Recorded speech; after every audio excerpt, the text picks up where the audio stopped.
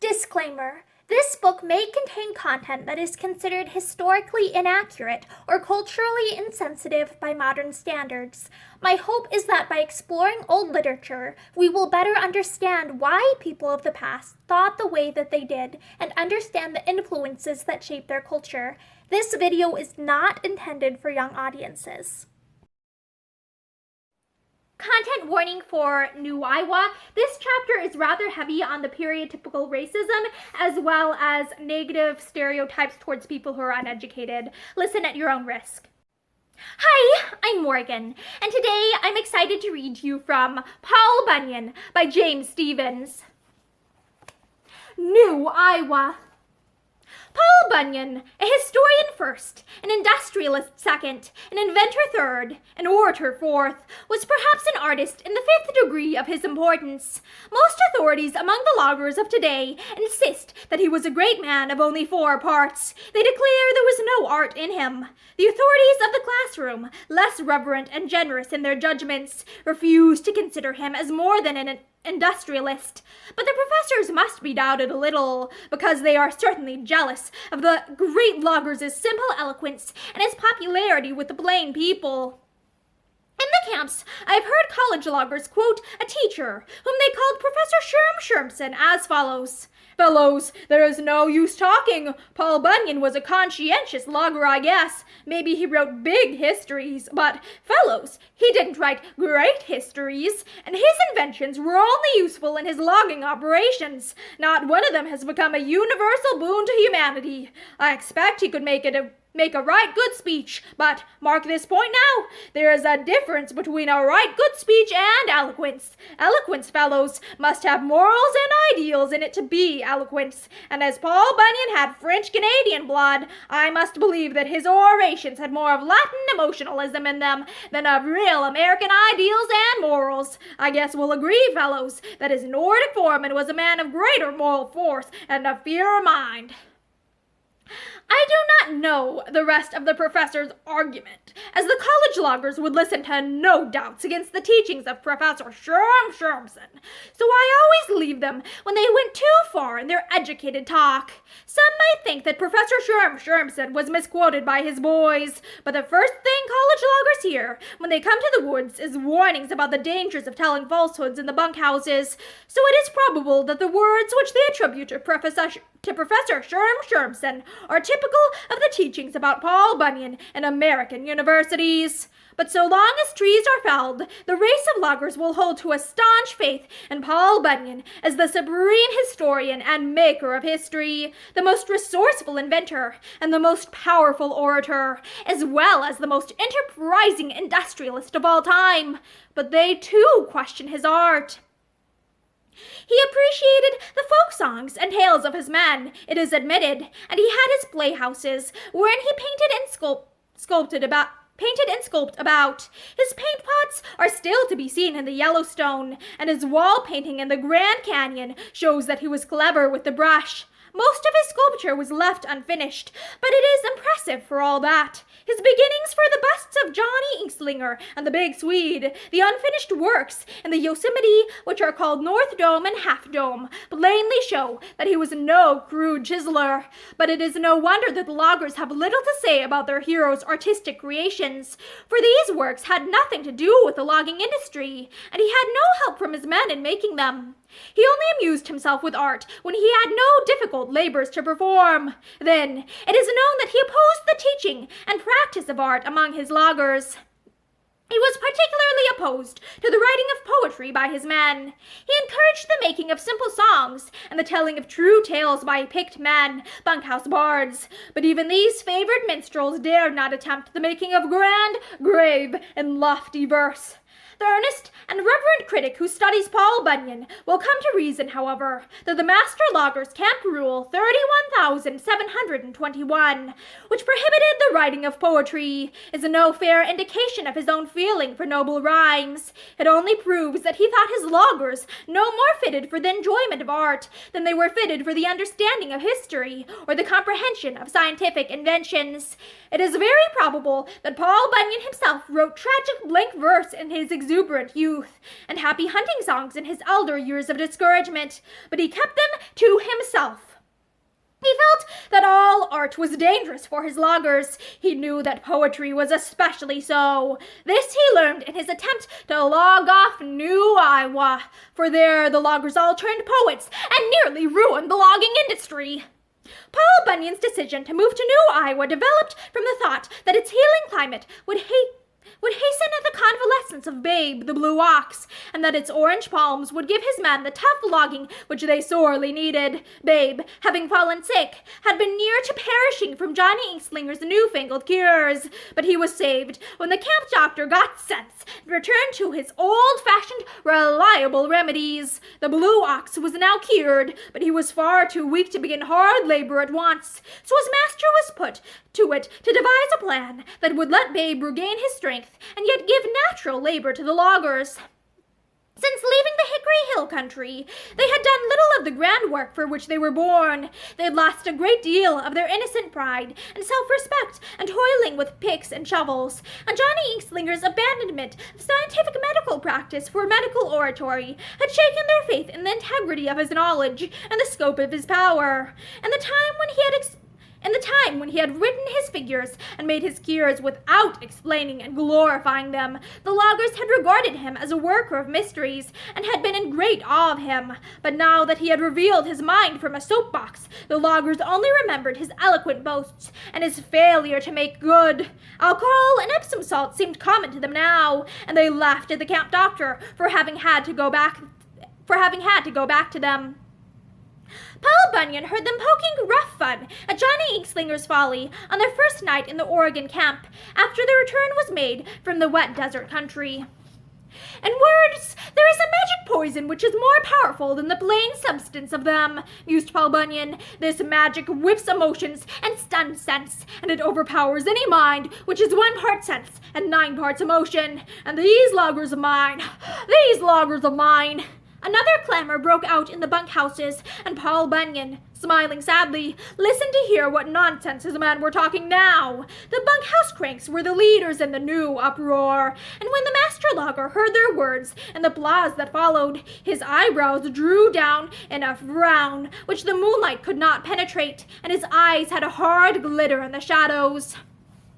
For the bunkhouse cranks were saying that it looked like logging couldn't last much longer now. The old blue ox was in a bad way, and it was hard to think he'd ever be himself again in this here world. Johnny Inkslinger was getting so childish that he'd probably lose his figuring power, just as he had blundered in his doctoring. And old Paul himself, it looked like even he was losing his hold, as he had started to dig Babe's grave before the blue ox was even near dead. Old Paul would never have given in that soon in the days on Onion River, said the bunkhouse cranks. Things would surely go from bad to worse, they agreed, and it was no use to look for the good old times to come back. The same talk was going on in all the bunkhouses, and the bards had few cheerful arguments against it. The loggers were losing their old, innocent, exuberant, devil-may-care spirit.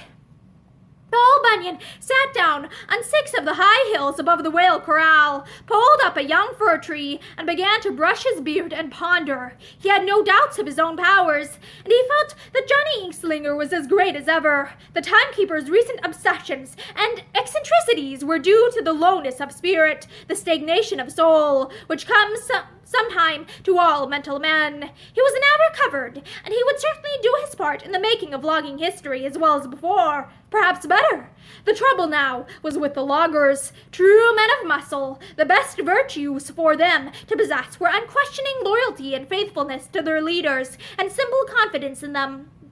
Oratory was good for them when it stimulated these virtues, but ideas were poisonous, for they caused the loggers to become critics and independent thinkers, and their minds were not fitted for such occupations. Work and discipline will repair the damage, decided Paul Bunyan. Work is the great consoler, for in it men forget the torments and oppressions of life, and nothing is more tormenting and oppressive to men of muscle than ideas. My logger shall forget them, and strong discipline shall release them from the troublous responsibilities of independence. Again, I shall have a camp of men who toil mightily, and make the hours between supper and sleep jolly with merry songs and humorous tales. Saying Saying this, Paul Bunyan rose and looked over the fir forest, which covered all the hills, and threw shadows far over the silent waters of the whale corral. The great logger regretted that he could not remain here and follow these splendid trees, but something more than plain logging was needed for his present purpose. A powerful task must be set for his men, but a task that would not require arduous labor from the blue ox. New Iowa best suited his need. There the climate was as healing and mild as the one which Kansas had possessed before the turnover of its sinfulness. Paul Bunyan's maps showed that New Iowa had great forests of orange palms in its valleys, and his samples proved that these trees were tough cutting. The start for the New Iowa country should be made at once. Paul Bunyan went first to the camp office and called out the big Swede. He gave orders for Babe to be harnessed and hitched to the camp buildings. Then he called, "Roll out or roll up," for the loggers. They came out slowly, rubbing their eyes and expressing wonder, for they had been sleeping only a short while. When their leader told them that he was going to take them down to New Iowa, they did not display their usual childish excitement over a move, but they looked from one to another with knowing grins and much eye-winking.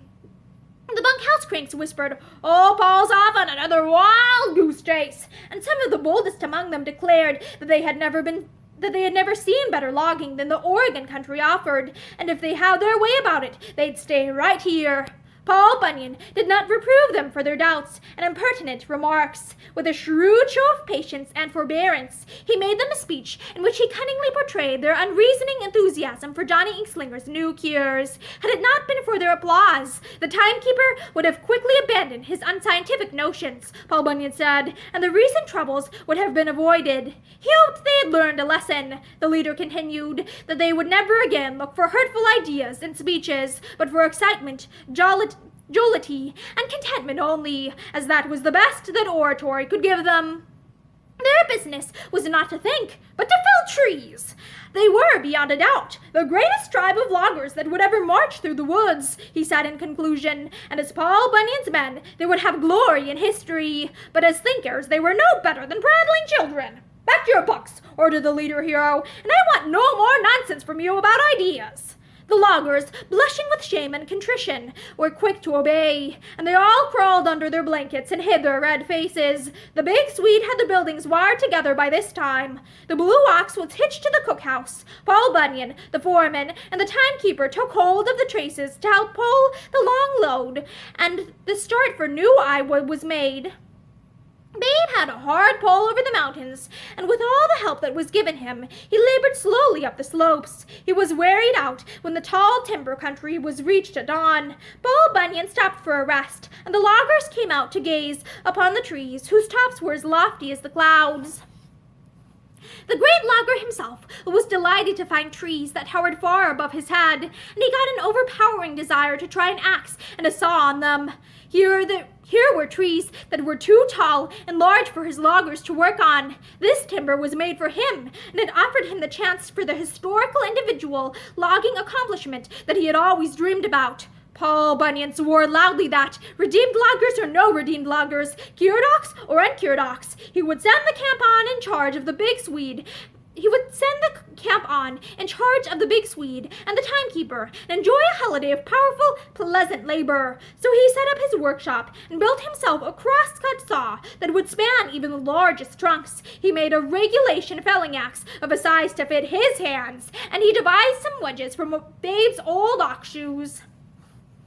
The next morning, the camp was started on its way again, and as it left the tall timber country, the loggers looked back on the vanishing figure of their hero leader, and their eyes got dim, and a doleful loneliness whispered in all their hearts.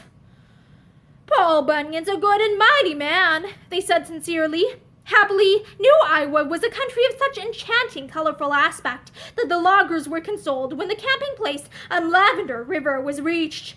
There had lately been considerable argument in the bunkhouses as to whether Kansas before the turnover of sinfulness was not a more ideal country than that around the old home camp. But here was a land which seemed to surpass both regions. The blue of the sky looked as though it had been painted there, and the hills, too. Huge heaps of daisies, bluebells, poppies, and buttercups were out of a picture book. The river got its name from its lavender color, and its unblemished stream curved delicately through the forests of orange palm, and the meadows of pink clover, which were like vast but dainty rugs on the valley floor. Pale green moss hung over the river banks to hide any ugliness of soil, and mauve and lemon blooms of water lilies made a lovely variance of color in the lavender water. The orange palms were as tall as coconut palms, and they resembled them in shape also. The foliage, blossoms, and fruit were all in the thick crests of the tree tops. The leaves and blooms were like those of the common orange trees of today. The bark of some of the trees was purple. On others it was gold, and a few had bark which was wine red. All were now in heavy bloom, and the forests were roofed with solid masses of white blossoms, for the orange palms stood so close together that a logger could hardly squeeze between their trunks. All that day, Paul Bunyan's loggers wandered about, savoring the deliciousness of the scene. At supper time they could not eat, for the odors of beans and stewed onions were repugnant after breathing the heavy sweet fragrances of the drowsy new Iowa air. Nor could they enjoy songs and stories that evening, for they still heard the canaries singing among the orange blossoms. Neither could they sleep, for their honest blankets seemed tough and unclean after their rollings of the day on the pink clover and the daisies and buttercups.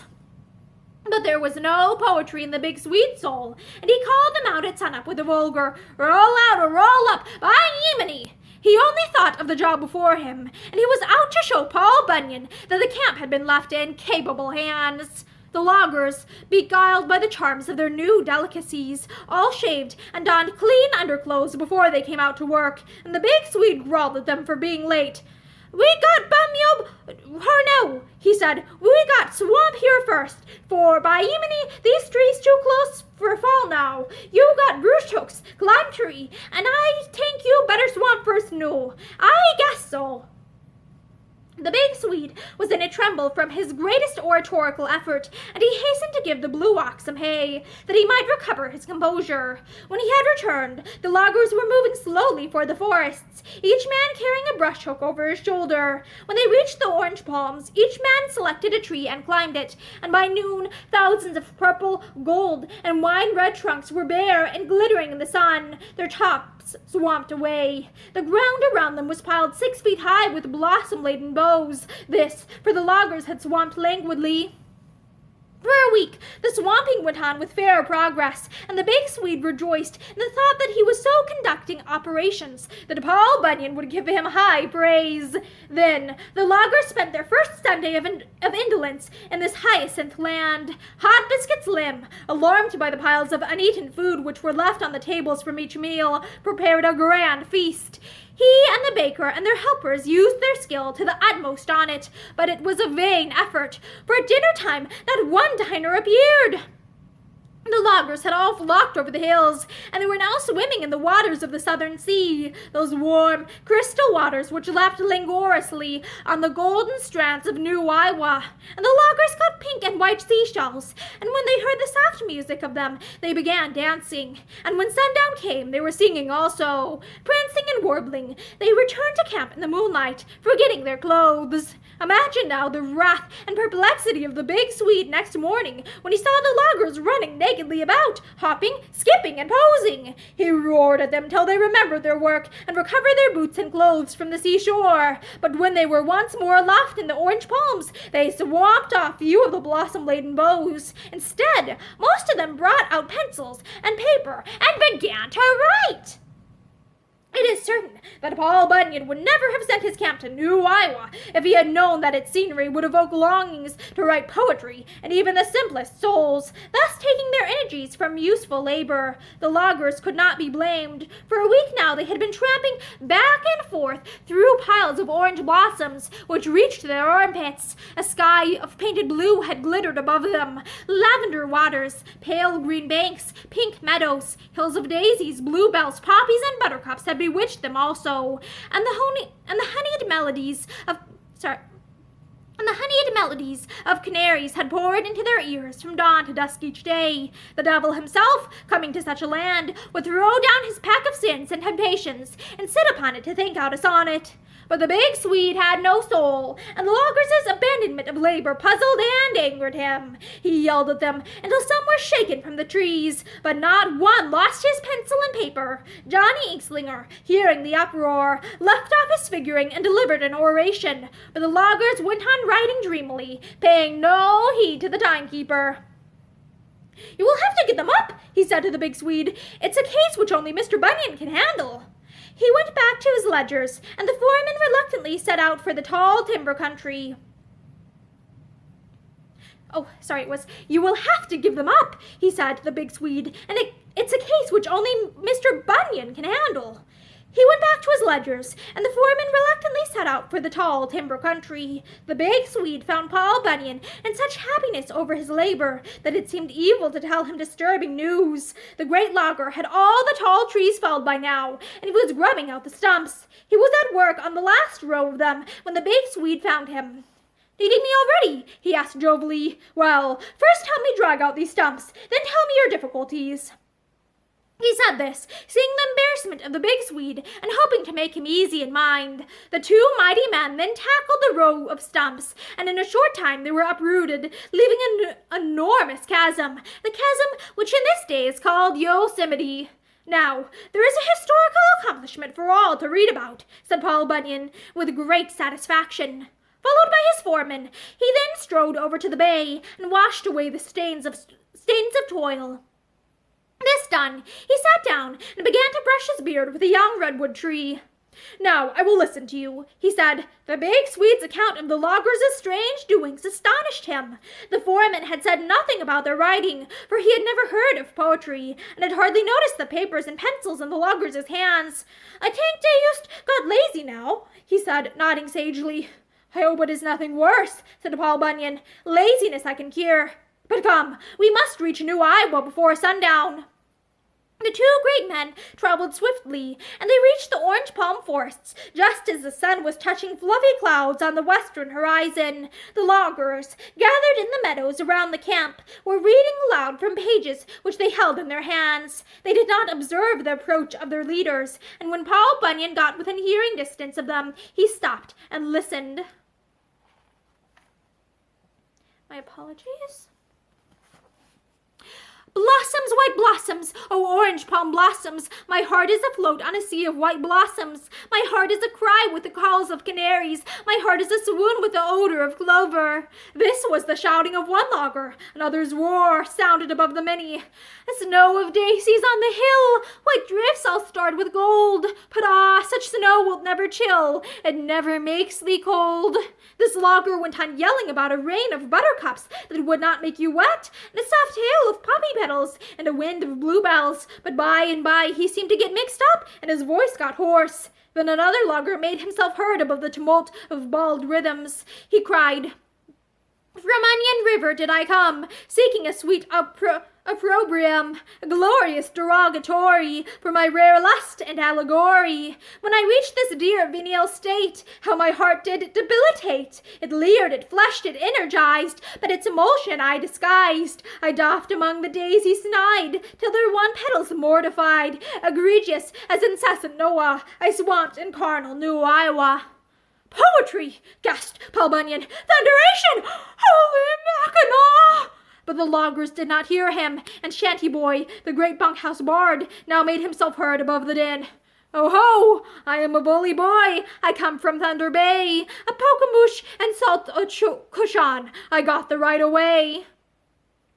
"That's more truth than poetry," murmured Paul Bunyan, somewhat mollified. He waited to hear more of this piece, which sounded like a bunkhouse ballad. But now Bab Babbitson, who had heretofore been looked upon as a useless fuss-budget around the camp, began to read his poem. He had the loudest voice of anyone among the common men, and the other loggers stopped their own reading to listen to him. He bellowed, "Here is the land of opportunity. It is the sun-kissed land. Flowers bloom on the hills. The sun shines every day. The fruit grows thick on the the trees, and a man can pick his breakfast off the trees every morning. People will want to buy farms here someday. Let's organize a company and sell shares. Here is the land of opportunity. It is a sun-kissed land. Flowers bloom on the hills. The sun shines every day. Here are pink meadows along a lavender river. They would make wonderful town sites. People will want to buy lots here someday. Let's organize a company and sell shares. Here is the land of opportunity. It is a sun-kissed land. Flowers bloom on the hills. The sun shines every day. And I bet good money there's oil in this country. Anyway, it's a wonderful place to dig for it. People will want to get in on the ground floor someday. Let's organize a company and sell shares. Yes, this is the land of opportunity. People will come here from all over someday to buy farms, lots, climate, and oil wells. Let's organize a company and sell shares. The loggers all nearly fell over when they heard this. They were tremendously surprised, for they had never imagined that Bab Babbitson could have it in him. They hid their own poems, for they were ashamed of them now, and someone lifted a shout, "Hurrah for Bab Babbitson, the boss poet of Paul Bunyan's camp!" Everyone cheered and begged for more verses. Bab Babbitson, gloriously puffed up, was about to comply when the loggers saw two great shadows advancing upon them. They looked up and beheld Paul Bunyan and the big Swede. The great logger's brows were darkened in a terrible frown, and his beard was shaking from his rage, as the forest boughs shake when a swift wind blows among them. "Are these Paul Bunyan's loggers?" he roared. "I don't recognize them." The poets were all tumbled from their feet by the force of that wrathful voice, and all but Bab Babbitson lost their poems in the scramble. "Where are my old comrades of labor?" their leader went on more gently. "Where are the happy bunkhouse gangs that told loggers' tales and sang loggers' songs after their honest 12 hours of labor were done? Are you still loggers, or have you really degenerated into poets?" They were shamed, and they did not answer. But just then, Johnny Inkslinger came out of his office and told Paul Bunyan of the terrible effect which the climate and scenery of New Iowa had on the soul after some living in it. "Then it is no country for loggers," declared Paul Bunyan. He ordered the big Swede to make the camp ready for an immediate move, and he sent his men to the bunkhouses. Then he took the felling axe he had devised for the tall timbers, and through the forest of orange palms he strode, smashing them into splinters. Kicks from his cocked boots tore up the pink meadows and filled the lavender river with mud. Next, he demolished the hills, leaving them in scattered piles of barren sand. He regretted that he could not dissolve the climate also, thus banishing forever the enervating prettiness of the land. But he felt that he had done a good night's work as it was. "So much for New Iowa," he said at last, with a sigh of weariness and content. In the dark hour before dawn, the camp was speeding northward, but Bab Babbitson was not in his bunkhouse. Still clutching his poem, he had slipped out ere the start was made and hid in the forest wreckage. He was the one man in all that mighty host who was not a born logger, and now he had found his own country. And that is the end of New Iowa by James Stephens. Thank you for listening to the story from Paul Bunyan with me, and I hope you return soon for the next one. Have a great day. Bye!